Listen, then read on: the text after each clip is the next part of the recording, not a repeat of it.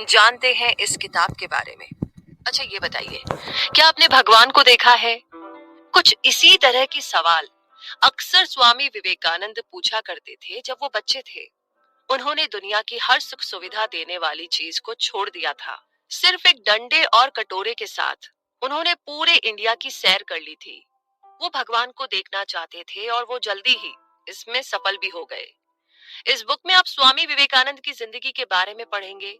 वो जब बच्चे थे तो कैसे थे, वो कैसे इतने महान लीडर बने, उनमें ऐसा क्या था जो अमेरिका में सब उन्हें इतना पसंद करते थे। क्या है उनकी कहानी, उनके गोल्स, और क्यों उन्हें आज भी इतना याद किया जाता है। इस बुक में आप ये सब और साथ ही ऐसे बहुत सारे सवालों का जवाब भी जानेंगे। और अपनी खोज में स्वामी विवेकानंद ने अक्सर खुद को अकेला, भूखा और किसी न किसी सोच में खोया हुआ महसूस किया। उनके पास बस उनका विश्वास था कि उन्हें जो चाहिए वो उन्हें जरूर मिलेगा। और एक दिन उन्होंने भगवान को देख लिया। उन्हें अपनी लाइफ का गोल मिल गया था। उन्हें साफ पता था कि उन्हें क्या चाहिए, और जल्द ही उन्होंने उसे अचीव भी कर लिया था। स्वामी विवेकानंद ने हमेशा अच्छा काम ही किया था। शायद इसीलिए उनके पास खुद अच्छी चीजें आ जाती थी। तो आइए अब बात करते हैं शुरुआती दिनों की। स्वामी विवेकानंद का जन्म 12 जनवरी 1863 में मकर संक्रांति के दिन हुआ था। मकर संक्रांति जो कि एक फेस्टिवल है, उस दिन गंगा नदी के किनारे बहुत से लोग पूजा करने आते थे। स्वामी जी के घर से उन सब की पूजा और आरती की आवाज सुनाई दे रही थी। उनकी मदर भगवान पर बहुत विश्वास करती थी। वो बहुत पूजा पाठ किया करती थी ताकि उन्हें एक ऐसा बेटा मिले जो उनकी फैमिली का नाम ऊंचा कर सके। एक दिन उनकी मदर भुवनेश्वरी देवी ने सपने में भगवान शिव को देखा। उन्होंने देखा कि भगवान उनसे कह रहे थे कि वो उनके बेटे के रूप में जन्म लेंगे। और ये सुनकर के वो बहुत खुश हो गई। उनकी आंखों में खुशी के आंसू आ गए थे। इसीलिए भुवनेश्वरी ने अपने बेटे का नाम वीरेश्वर, जो कि भगवान शिव का एक और नाम है, वही रखना चाहती थी। लेकिन उनकी फैमिली ने स्वामी जी का नाम नरेंद्र नाथ रखा। उन्हें सब प्यार से नरेन कहकर बुलाते थे। किसे पता था कि नरेन बड़े होकर के स्वामी विवेकानंद बनेंगे जिनकी सब इतनी रिस्पेक्ट करेंगे। हिंदू रिलीजन के लिए उनका लगाव बचपन से ही साफ साफ दिखाई देता था। उनका जन्म कलकत्ता के दत्ता परिवार में हुआ था, और उनके परिवार में सब बहुत इंटेलिजेंट और पढ़े लिखे थे और हमेशा दूसरों की मदद करते थे, जिसकी वजह से उनका बहुत नाम था। सब उनको बहुत मानते थे। नरेन के फादर कलकत्ता हाई कोर्ट में लॉयर थे। नरेन अपने फादर की तरह कम और अपने ग्रैंडफादर की तरह ज्यादा थे।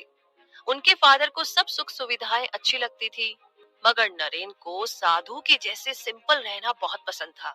उनके जीवन की पहली टीचर उनकी मदर थी। उन्होंने नरेन को अल्फाबेट और कुछ इंग्लिश के वर्ड सिखाए थे। वे उन्हें रामायण और महाभारत की कहानियां भी सुनाती थी। छोटे नरेन को राम जी की कहानी बहुत पसंद थी। उन्हें राम एक हीरो की तरह लगते थे, जिन्होंने अपनी वाइफ सीता को बचाने के लिए लड़ाई तक कर ली थी। नरेन सब बच्चों से अलग थे। शायद इसीलिए उन्हें सपने भी सबसे अलग आते थे। उन्हें लगता था कि हर बच्चे को ऐसे सपने आते होंगे और इसमें कोई बड़ी बात नहीं है। एक बार उन्हें सपने में एक चमकता हुआ बॉल दिखाई दिया, जिसमें से बहुत रोशनी निकल रही थी और जिसका रंग बदलता ही जा रहा था। वो बॉल धीरे धीरे और बड़ा हो रहा था और एक पॉइंट पर आकर के वो फूट गया।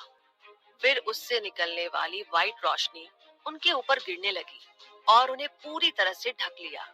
छोटी उम्र में भी वो लोगों पर अलग अलग रिलीजन जैसे कि हिंदू, मुस्लिम और अमीर गरीब में भेदभाव करने के लिए सवाल उठाते थे। एक दिन उन्होंने अपने फादर के ऑफिस में टोबैको पाइप का एक बॉक्स देखा। ये उनके फादर के क्लाइंट्स के लिए था और अलग अलग हिंदू कास्ट के लिए एक बॉक्स और मुस्लिम के लिए अलग बॉक्स रखा था। नरेन ने हर बॉक्स में से टोबैको पाइप लेकर के ट्राई किया। उनके फादर ने जब ये देखा तो उन्हें बहुत डांटा, पर नरेन ने कहा कि मुझे तो इनमें कोई फर्क दिखाई नहीं देता। नरेन को हमेशा हर बात जानने की इच्छा रहती थी। एक बार उन्होंने अपने फादर से पूछा, आपने मेरे लिए क्या किया है? उनके फादर बहुत समझदार थे। उन्होंने नरेन को दर्पण में खुद को देखने के लिए कहा और बोले, अपने आप को इस दर्पण में देखो तो समझ जाओगे कि मैंने तुम्हारे लिए क्या किया है। उन्होंने फिर एक दिन पूछा, पिताजी, मुझे अपनी कैसी इमेज को दुनिया के सामने रखना चाहिए? उनके फादर ने कहा, बेटा, कभी किसी चीज को देखकर सरप्राइज मत होना। यही कारण था कि नरेन ने सीखा सबकी रिस्पेक्ट करनी चाहिए और किसी को हर्ट नहीं करना चाहिए। जब वे मंक बन गए, यानी कि जो साधु की तरह रहते हैं, तब चाहे वो किसी राजा के महल में जाते थे या किसी गरीब के घर में, वो हमेशा एक जैसा व्यवहार करते थे। उन्हें अमीर गरीब से कोई भी फर्क नहीं पड़ता था।